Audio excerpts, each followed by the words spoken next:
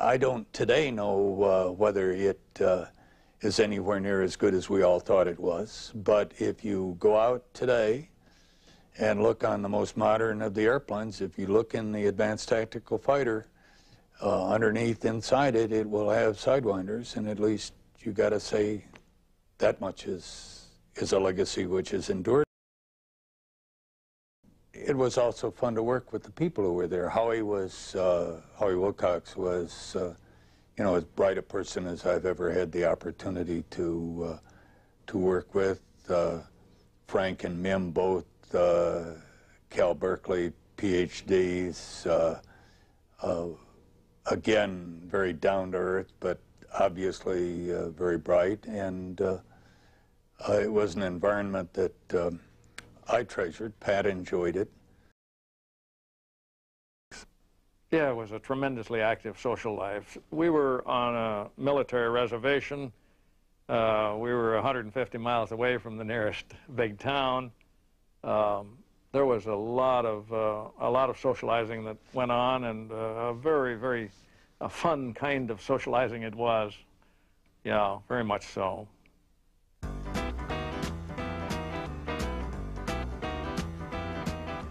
The center of social life for the military, scientific, and technical community at the station was unquestionably the club.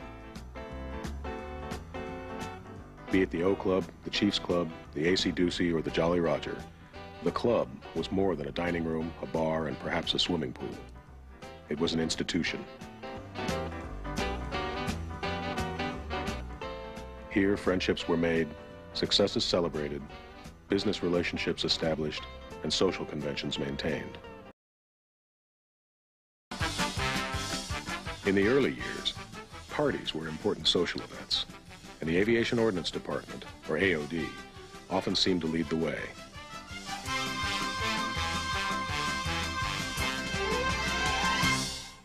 Our AOD Halloween parties are the most fabulous. Not necessarily our Halloween party, but our AOD parties.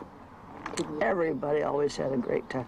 They worked so hard. WaltLaBerge used to do always singing, you know, and he would do a lot of Gilbert and Sullivan. 10 years ago this very day, I left old China Lake to the outside world my way to make, passed through the station gate.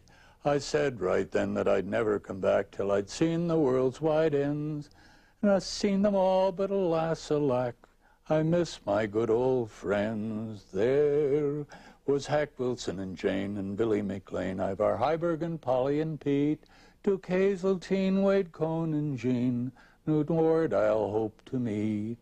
There was Freddie Chenault and his good wife Kate, Frank Niemeyer and Tina's mate, and all of these I hope to see, but most of all of thee.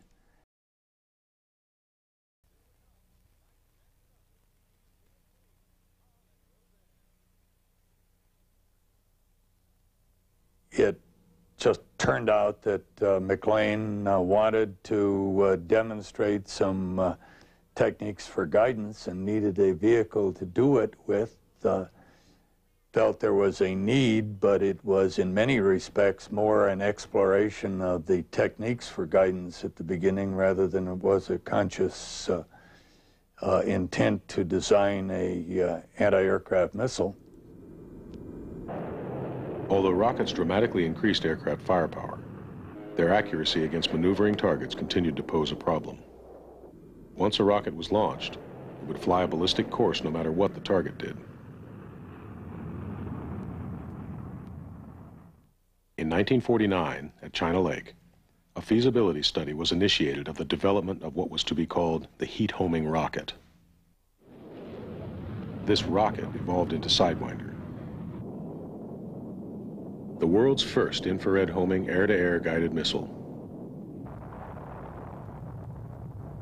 Yet it was a program the Navy had not asked for. It really wasn't planned by anybody. It was not planned by the Navy. It had a missile and didn't see why it needed another one.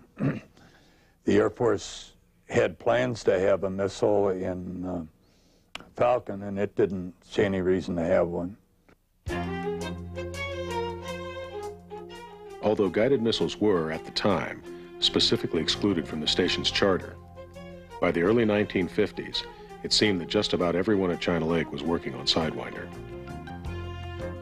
Dr. Thompson and Admiral William S. Parsons, then Assistant Chief of Buord, enthusiastically supported Sidewinder and transferred experimental funds to its early development.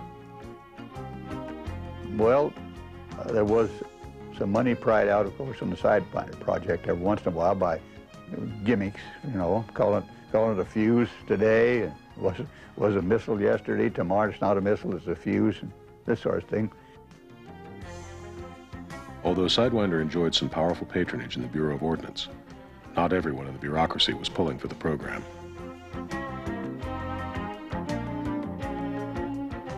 K.T. Keller had been hired by President Truman to be his guided missile czar, and we did our best to convince Keller that we were a viable program, but he decided to kill us. So we went underground. We didn't stop. We worked harder than ever. The man behind Sidewinder was Dr. William B. McLean, a mild-mannered physicist and one-time student of Dr. Lauritsen at Caltech. McLean's career at China Lake was nothing less than remarkable. In 1954, after only 9 years at the station, he would become technical director and serve in that position for 13 years, longer than anyone before or since.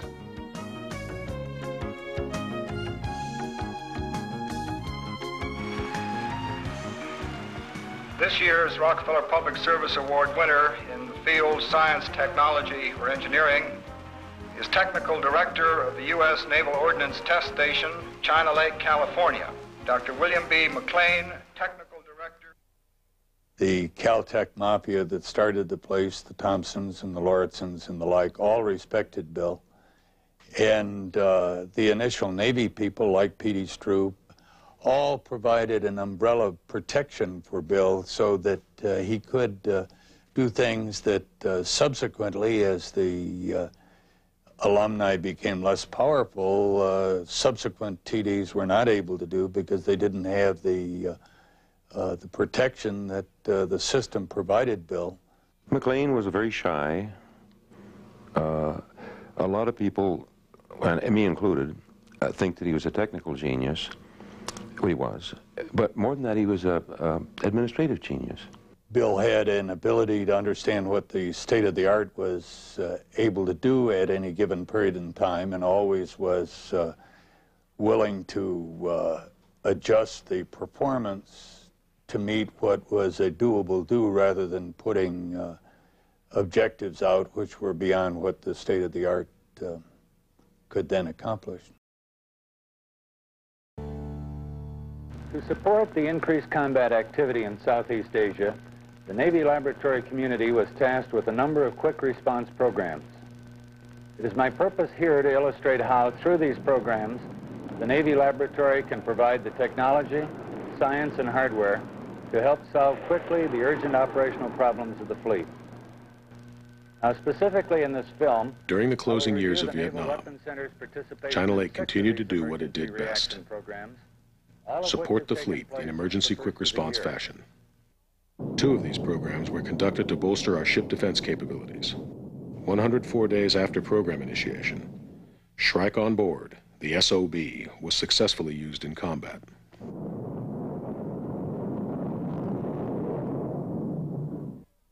In the second program, in 10 days, Chaparral, the Army's ground-to-air Sidewinder system, was modified and successfully adapted for shipboard use.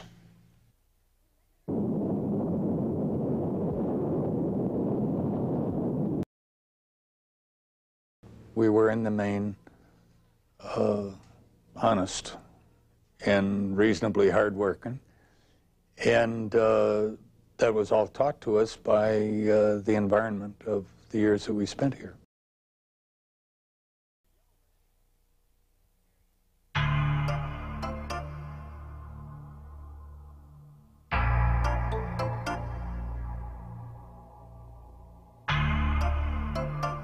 The mid-1970s saw significant change in the operating philosophy of the center.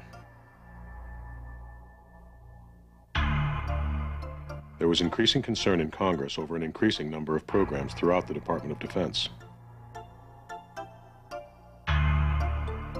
China Lake could not escape this scrutiny.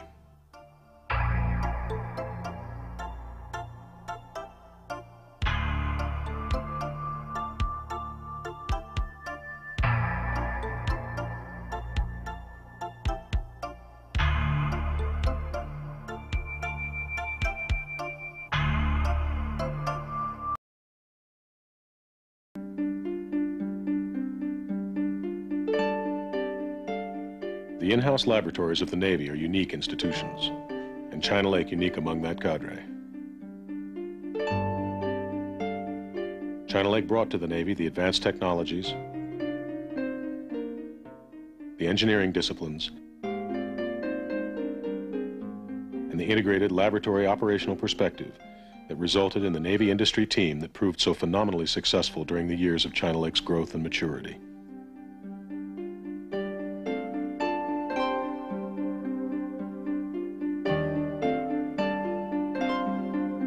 Not to say that the China Lake team made no mistakes along the way. It did. The station, the center, learned some hard lessons over the course of its evolution. It won many battles, but it lost many too.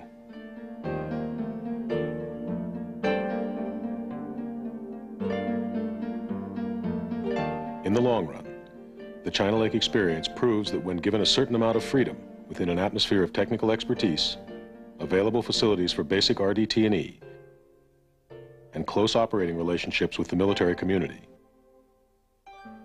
the individual and corporate creativity characteristic of the laboratory community can arise to resolve operational problems and meet military needs, and to lay the groundwork for further developments. This, perhaps, is China Lake's legacy. Foundations well laid for the future. As to how those foundations are built upon, the next 50 years will tell.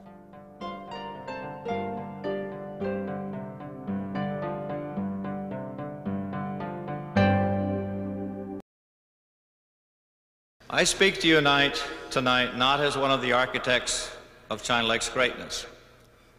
You're in the audience. When I stand here and look at this audience, it's like looking at the Air Weapons International Hall of Fame.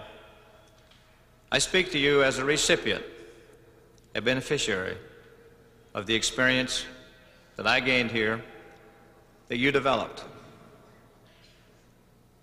I'm a country boy who's had a lot of opportunities to serve his country in a lot of capacities. It all began with the experiences that I got here at China Lake, and I thank you for that.